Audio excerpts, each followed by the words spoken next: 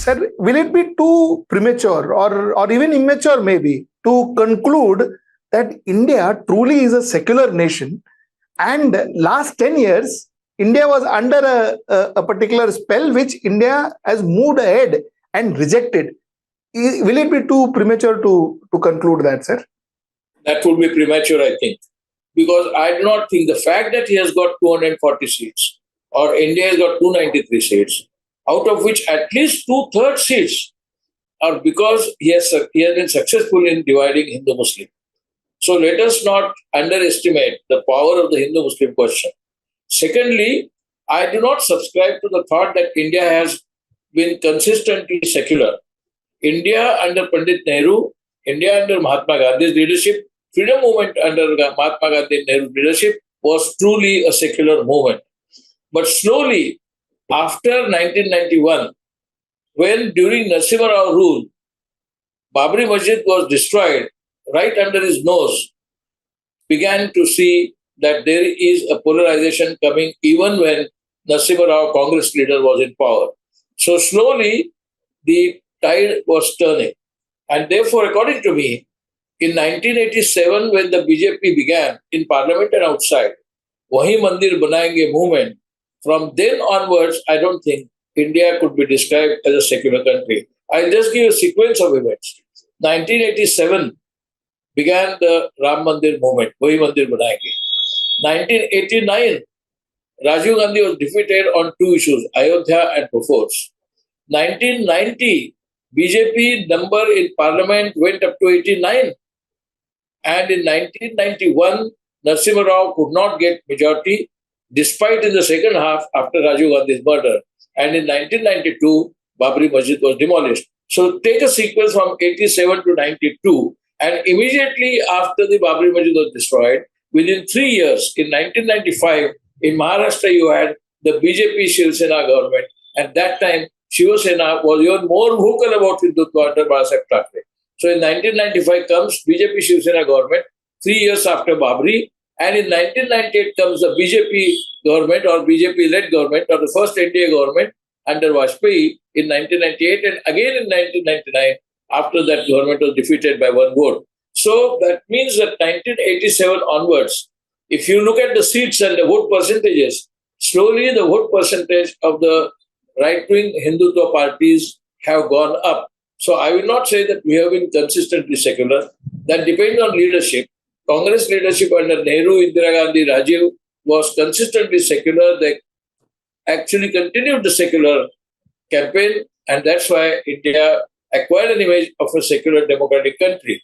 But after 1987, or particularly after 1992, I cannot call myself I am called secular, but a country I cannot say is completely secular.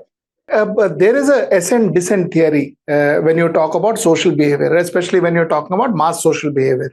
Sir, there has been an ascent of communalism in India, and there has been a descent of communalism in India, and then there has been an ascent of communalism again.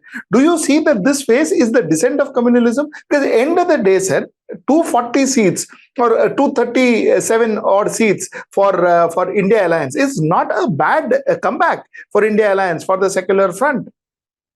Sujit, let us not forget that many of these parties in the India bloc have either hobnobbed or have joined the BJP-led government under Vajpayee.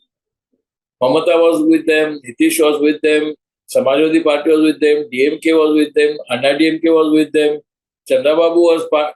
There were many of the parties in the India bloc today have either supported, hobnobbed, or actually participated in the government led by the BJP.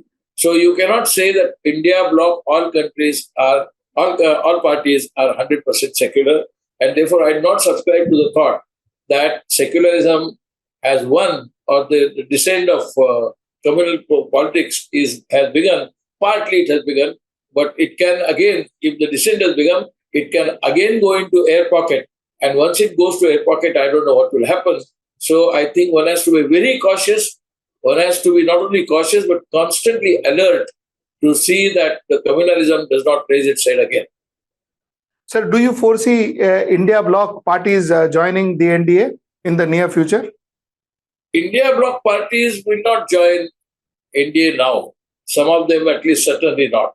Obviously, Congress will not. Then though CPI, CPM are not exactly part of the India bloc, they are with them. And the CPI is definitely part of the India bloc. They will never join. So communists will not join. I don't think now with this experience, RJD was never part of the NDA, so RJD will not join. I think Samajwadi Party also will not join. So there are parties and individuals who will not join NDA, but that is not the only thing. Modi has developed a new technique of splitting the secular parties, which he has done in case of NCP, which he has done in case of tried to do in case of BJD. He has definitely done that partly to Mamata's party, Trinamool Congress. So he will try to split the parties. He will try to create breakaway groups, and then try to enhance the number of the BJP party. And therefore, I will not be totally surprised if by the end of the year or within 1 year, BJP manages to raise its number from 240 to 275 or 280 by bringing in people from other parties. Like, I could not have believed my ears that Ashok Chauhan's whole family for 100 years has been with the Congress and with the secular politics, and yet he has joined. Harshavardhan has joined. So many, Chandrasekhar's son, Neeraj Chandrasekhar, he has joined. He is a hardcore socialist secularist. He has also joined NDA or rather BJP. And therefore, I think I will not go to the extent that nobody will defect to NDA.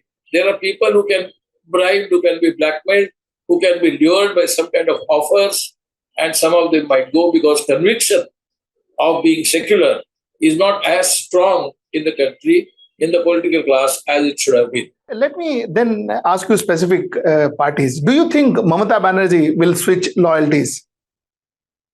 Mamata Banerjee's party and Mamata Banerjee may not switch loyalty now. So much water has flowed, but let us not forget she was part of the Vajpayee government. She was railway minister in the Vajpayee government. So correct. I don't think beyond her, but Modi is a different character than Vajpayee.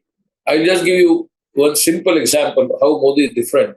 And therefore, Modi's rule is dangerous rule, a fascist rule. I'll give you 3 examples of the same government. Vajpayee's BJP got 161 seats in 1996, but they had only 3 parties in support: Shiv Sena, Akali Dal, and Haryana Vikas Manch.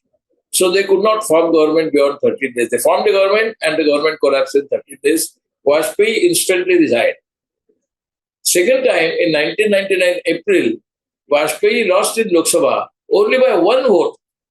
Majority only by 1 vote he lost in the confidence motion, and he immediately resigned. Again in 1999 he came to power because of his democratic behavior. Modi has actually lost so many seats from 303 to 240. So morally he should be resigning and telling the BJP to re-elect him again. He is afraid because he knows if he resigns and if the BJP parliamentary party has to re-elect him, he may not get re-elected. More important, he has not yet called the Bharatiya Janata Party's parliamentary party meeting. He has not yet called. Nor has the confidence motion date has been declared so far by the president. Without having confidence motion passed, he has started functioning as if he has a full majority. Appointing ministries, giving them work. Actually, he has to pass first the first test of BJP party parliamentary, and later on he has to pass the confidence motion, and then he can start with the governance. He has started as if nothing has happened in between.